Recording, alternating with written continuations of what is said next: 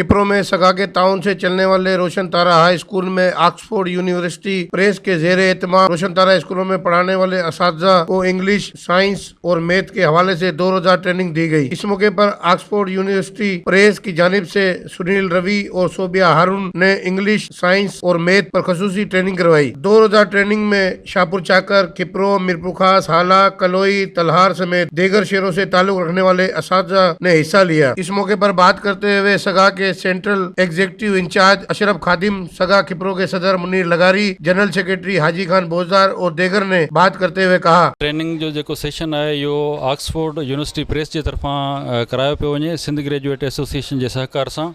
जेके मुख़्तलिफ़ स्कूल आहिनि, रोशन तारा स्कूल, उन्हनि जे उस्तादनि खे तरबियत ॾिनी पई वञे। इन तरबियत जो मक़सदु इहो आहे त हिते जेके किताब पढ़ाया वञनि था अंग्रेज़ी जा या मैथमेटिक्स जा या साइंस जा, उहे ऑक्सफोर्ड यूनिवर्सिटी प्रेस जा हूंदा आहिनि ऐं उन्हनि मुतालिक़ उस्तादनि जी तरबियत ॾिनी पई वञे ऐं जीअं त शागिर्द उन मां तमामु घणो लाभ हासिलु करे सघनि। मां सिंध ग्रेजुएट एसोसिएशन जो मेंबर सेंट्रल कमेटी आहियां ऐं असांजा जेके रोशन तारा स्कूल आहिनि, तक़रीबन 25 स्कूल आहिनि सॼी सिंध में जेके हलनि था। उन्हनि में जेको कोर्स आहे उहो असां ऑक्सफोर्ड यूनिवर्सिटी जो जेको आहे सो कोर्स हलायूं था। पोइ उन लिहाज़ खां जेको आहे सो असां सिंध ग्रेजुएट एसोसिएशन पंहिंजे तरफ़ खां बि मुख़्तलिफ़ जेको आहे सो ट्रेनिंग्स अरेंज कंदियूं रहंदियूं आहिनि। हिन दफ़े जेके पब्लिशर आहे उन जे तरफ़ां जेको आहे सो 2 ॾींहंनि जी ट्रेनिंग जेको आहे उहो इंग्लिश, साइंस ऐं मैथमेटिक्स जे सब्जेक्ट्स में जेको आहे सो ॾिनी पई वञे ऐं उहा ट्रेनिंग असां सॼी सिंध में क्लस्टर वाइज़ जेको आहे सो कराई आहे। ऐं हीअ असांजो जेको किप्रो वारो क्लस्टर आहे, इहो असांजो आख़िरी जेको आहे सो क्लस्टर आहे। हिन खां पहिरीं असां जेको आहे सो सॼी सिंध में तक़रीबन कराची में, हैदराबाद में, कश्मीर में, पनुआकल में, घोटकी में 2 ॾींहंनि जा जेके वर्कशॉप जेको आहे सो उहे कराए चुका आहियूं। ऐं हिन जेको क्लस्टर आहे उन में मीरपुर ख़ास स्कूल शामिलु आहे, कलोई जो स्कूल शामिलु आहे, शाहपुर चाकर जो स्कूल शामिलु आहे ऐं किप्रो से शामिलु आहे। ऐं इहे जेके आहिनि से टीचर्स हिते 2 ॾींहंनि जी ट्रेनिंग कनि था। ही हिननि जा प्रेस वारनि जा ई जेको आहे ऑक्सफोर्ड प्रेस वारनि जा ई जेके आहिनि सो मास्टर ट्रेनर्स आहिनि ऐं तमामु जेको आहे सो क़िस्म जा वेल लर्नेड ऐं कॉम्पिटेंट जेको आहे सो मास्टर ट्रेनर्स आहिनि। कल्ह जेको आहे सो इंग्लिश जो सॼो ॾींहुं जेको आहे सो ट्रेनिंग हली।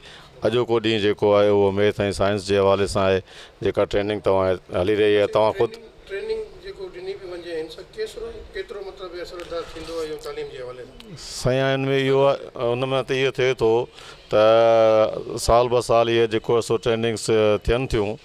पोइ उन हवाले सां जेको आहे सो मुख़्तलिफ़ स्कूल्स में पढ़ाई जे दौरान या त घणो करे ईअं थींदो आहे त वरी टीचर्स तब्दील थी वेंदा आहिनि या ॿिया अची वेंदा आहिनि, त पोइ वरी वक़्तु ब वक़्तु इहा ज़रूरत पवंदी आहे त उन में जेके अहिड़ा कुझु डिफ़िकल्ट कॉन्सेप्ट आहिनि त जेके उहे टीचर्स खां क्लियर नथा थियनि, त उहे असां हिते ट्रेनिंग जे ज़रिए उन्हनि सां डिस्कस करे ऐं उन्हनि जो जेके डिफ़िकल्टीज़ आहिनि उहे फाइंड आउट करे ऐं उन्हनि खे हेल्प कंदा आहियूं त जीअं उहे हिते जेके शयूं आहिनि उहे सिखी वरी पंहिंजे जेको आहे सो स्कूल में वञी प्रैक्टिकली तौर ते उनखे लागू कनि। ट्रेनिंग ॾींदा आहियो, ट्रेनिंग ॾियण खां पोइ तव्हां प्रैक्टिकली तौर ते किथे उस्तादनि खां पुछा कई आहे त उन्हनि ते केतिरो असरु पवे त उहो सिखनि बि था? हा जी जी जी जी हा हा न उनजे लाइ वरी असांजो पंहिंजो हिकिड़ो जेको सिंध ग्रेजुएट एसोसिएशन जो हिकिड़ो पंहिंजो हिकिड़ो मैकेनिज़म ठहियलु आहे। उन में मैनेजर एजुकेशन बि आहे ऐं असांजो सेक्रेटरी एजुकेशन बि आहे जेको एजुकेशन जूं जेके बि असांजो फैसिलिटीज़ आहिनि उनखे लुक आफ्टर कंदो आहे। त उन हिसाब सां असां जेको आहे सो उहो उन ते जो फीडबैक वठंदा आहियूं ऐं हर स्कूल में असांजी हिकिड़ी जेको आहे सो उहो कमेटी बि ठहियलु आहे जेका स्कूल मैनेजमेंट कमेटी आहे, उहा बि उनखे इम्प्लीमेंट कराईंदी आहे, इंश्योर कराईंदी आहे त इनशाला जेको आहे सो असांजे स्कूलनि में जेको सिस्टम आहे ऐं हीउ जेको कोर्स आहे त हीउ ऑक्सफोर्ड जो कोर्स जेको आहे तमामु डिफ़िकल्ट कोर्स आहे। त इहो जेको आहे सो ॿियनि स्कूलनि में ख़ासि तौरु जेको आहे सो जेके नंढा नंढा पब्लिशर्स आहिनि या जेको तव्हांखे हाणे ख़बर हूंदी सॼो कमीशन जो चकर आहे ऐं 100 किताब 5 किताब वठो त 100 किताब फ्री। सो पर हिते ही हिननि जो ॾाढो टफ हिसाब किताब आहे ऐं हितां जेको आहे सो जेको ॿारु निकिरे थो उहो इनशाला ॾाढो टैलेंटेड थी निकिरे थो। सभ खां पहिरीं त हिते जेके असां आया आहिनि किप्रो स्कूल में हाला खां आहिनि, मीरपुर ख़ास खां उस्ताद आया आहिनि, मदीन आहे, शाहपुर चाकर आहिनि हितां खां असां वटि उस्ताद आया आहिनि मुख़्तलिफ़ स्कूलनि जा, रोशन तारा जा, ऐं इहे उस्तादनि खे ट्रेनिंग ॾियण जो मक़सदु इहो आहे त मॉडर्न एजुकेशन त कुझु चेंजिंग हुजे, वक़्तु सर चेंजिंग उहा ज़रूरी आहे। चाहे असां अञा बि उते ई बीठा आहियूं त जितां खां असां स्टार्ट थिया हुआसीं ऐं अञा हुते ई असां बीठा आहियूं। इहे जेके ट्रेनर आहिनि इहे ट्रेनिंग ॾियनि था ॿारनि खे, उन्हनि ॿारनि खे ख़बर पए थी किताबनि जी, किताबनि में हिकिड़ी शइ पई आहे, मगर जेके टीचर आहिनि उनखे प्रॉपर तरीक़े सां सम्झाए नथो सघे। उनजे लाइ लाज़मी ट्रेनिंग आहे, लर्निंग प्रोसेस आहे जेको उहो हलंदो रहे थो। इहो कॾहिं बि रुकणो न आहे, चाहे टीचर हुजे चाहे शागिर्द हुजे, शागिर्द वञी टीचर थींदो ऐं जॾहिं उनजो बुनियादु सुठो हूंदो, उनजी लर्निंग प्रोसेस सुठी हूंदी त उन खां पोइ उहो अॻिते हली कामयाबु आहे। ये जेके सब्जेक्ट आहिनि मेजर सब्जेक्ट आहिनि, इन जे करे ॿार जेको आहे घणो इनखे पॉइंट ऑफ कनि था, इन्हनि मां ई सिखनि था। जेकॾहिं ॿार खे लैंग्वेज जूं ॿिया बि सब्जेक्ट आहिनि, जीअं उहो मदर टंग में ॻाल्हाए थो या इंग्लिश में ॻाल्हाए थो, इंग्लिश छो त हिकिड़ी इंटरनेशनल लैंग्वेज आहे, इहे टई सब्जेक्ट असांजे जेके ऑक्सफोर्ड यूनिवर्सिटी असांखे ॾिना आहिनि उहे इंग्लिश में ई आहिनि। ऐं इन में ई इनशाला इहे ॿारनि खे अॻिते हली कॉलेज साइड ते यूनिवर्सिटी साइड ते का बि डिफ़िकल्टी कान थींदी।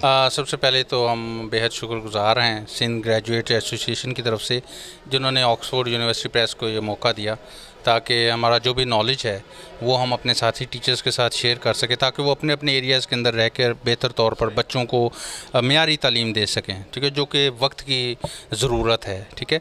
और मैं समझता हूँ कि ये इनकी बहुत बड़ी काविश है, जो कि ऐसे इलाकों में जहाँ पे फैसिलिटीज़ बहुत कम मिलती हैं तो वो टीचर्स को इस तरीके से ट्रेन करते हैं ताकि जो बच्चों को जो है वो लेटेस्ट नॉलेज जो है वो दिया जाए, टीचर्स अच्छे तरीके से इक्विप्ड हों ताकि वो बेहतर से बेहतर तौर पर बच्चों को पढ़ा सकें। अक्सर तौर पर देखा गया है कि जब ट्रेनिंगें होती हैं तो तमाम जो बच्चे हों या असातिज़ा हों या जो भी सिस्टम होता है इसमें जो ट्रेनिंग करता होता है वो सिर्फ गर्दन ऐसे हिलाकर जवाब दे रहे होते हैं। कभी प्रैक्टिकल तौर पर आपने मालूम किया है जब ट्रेनिंग दे रहे होते हैं उस सेशन के दौरान के वो वाकई कुछ सीख रहे भी हैं या खाली गर्दन ऐसे हिलाकर बस हाँ में हाँ करते हैं? जी बिल्कुल, आप सही कह रहे हैं, लेकिन हमारी जो भी ट्रेनिंग्स होती हैं ऑक्सफोर्ड की तरफ से वो हम उसमें ज़्यादा से ज़्यादा प्रैक्टिकल वर्क रखते हैं कि किस तरीके से वही कॉन्सेप्ट जो इनको यहाँ पढ़ाया जा रहा है वो हम उनका हैंड्स ऑन करवाते हैं कि कैसे वो कॉन्सेप्ट वो क्लासरूम में एक्टिविटीज़ के ज़रिए से बच्चों को करवा सकते हैं, ताकि प्रैक्टिकली जो है बच्चे ज़्यादा सीखते हैं। तो टीचर्स भी वो ज़्यादा इंगेज हो रहते हैं, तो जितना ज़्यादा इंगेज रहेंगे टीचर उतना ज़्यादा वो सीखेंगे। असरअंदाज होती है ये जो ट्रेनिंग वगैरह होती है आप करवा रहे हो, मतलब असातिज़ा के ऊपर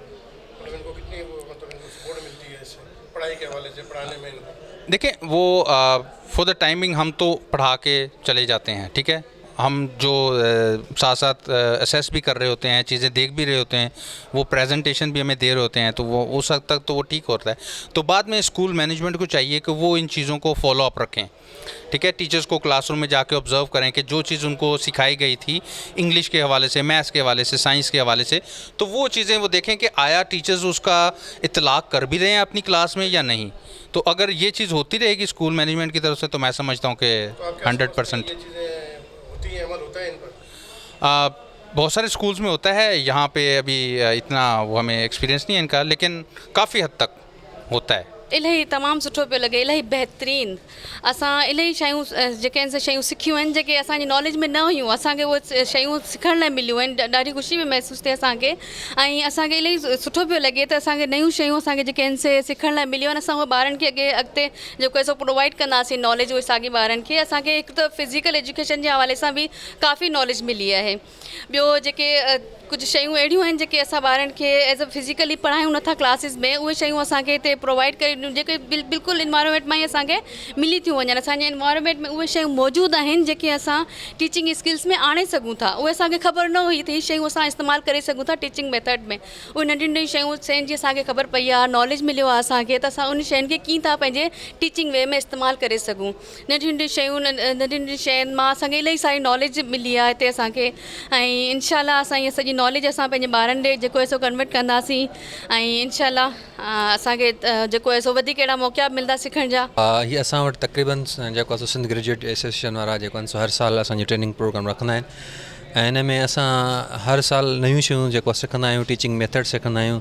त त हिकु उस्तादु हूंदो आहे उहो पंहिंजे क्लास खे कीअं मेंटेन करे सघे थो, उहो ओवरऑल जेको आहे सो ॿारनि जी ग्रोथ जे लाइ, ॿारनि जी जेको आहे सो इंफॉर्मेशन खे इंक्रीज़ करण जे लाइ कहिड़ा कहिड़ा मेथड जेको सो अप्लाई कये, उहो मेथड असांखे हिते ऑक्सफोर्ड वारा जेके आहिनि से उन जा मास्टर ट्रेनर आहिनि, उन्हनि सुठे तरीक़े सां ऐं बहितर तरीक़े सां असांखे जेका सो मेथड सेखारिया आहिनि ऐं इनशाला उहे मेथड्स असां पंहिंजे क्लासनि में वञी करे जॾहिं स्कूल ओपन थींदासीं असां मेथड अप्लाई कंदासीं ऐं असांखे उमेदु आहे त असां खां वधि सुठे खां सुठी रिज़ल्ट मिलंदे। असांखे तक़रीबन सर असां काफ़ी शयूं हिते सिखियूं आहिनि, जीअं हुते हिकु ट्रेनिंग जे हिसाब सां हिकु सुठो मतिलबु माहौल, हिते नयूं नयूं शयूं, नयूं मतिलबु सोचूं, थिंकिंग, त हर शख़्स जी कहिड़ी सोच आहे बहितरीनु तरीक़े सां, ऐं क्लास में असांखे एक्टिविटीज़ कहिड़े तरीक़े सां करणु घुरिजे या असांखे ॿारनि खे कीअं पढ़ाइणु घुरिजे, काफ़ी शयूं हिते असांखे अचण खां सिखियूं आहिनि।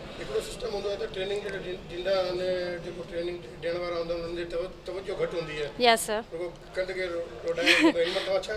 न न हिते काफ़ी मतिलबु जीअं सम्झाइण जी वाकई में घटि मतिलबु थियनि थियूं, पर हिते असांजी मुंहिंजी जेकी आहे असांजी फस्ट हिते ट्रेनिंग आहे, जीअं स्कूल जे हवाले सां बहितरीनु, ॾाढो मतिलबु सही। असां तमामु घणो हिन मां सिखियो आहे, जीअं त हीअ असांजो फस्ट टाइम हुयो हिन स्कूल में आयासीं ऐं हिते असां तमामु सुठो सिखियो आहे। जेके टीचर हुआ, ट्रेनर हुआ, तमामु सुठा हुआ, बहितरीनु हुआ, बहितरीनु तरीक़े सां असांखे सम्झायो ऐं असां बि हुन मां तमामु घणी सुठी नॉलेज हासिलु कई। हिते माहौल तमामु सुठो आहे, हर फैसिलिटी हिते मौजूदु आहे ऐं असां हिन मां एग्री हैं। इस किस्म के प्रोग्राम कराने से असातिज़ा के मालूमात में इजाफा होता है, जिससे बच्चों को आला और अच्छी तालीम दी जा सकती है। कैमरामैन फजल उमरानी के साथ अवामी न्यूज़ किब्रो। मज़ीद ख़बरनि ऐं तफ़सीलात लाइ विज़िट कयो असांजी वेबसाइट www.awamiNewsHD.com ऐं ॾिसंदा रहो अवामी न्यूज़ HD।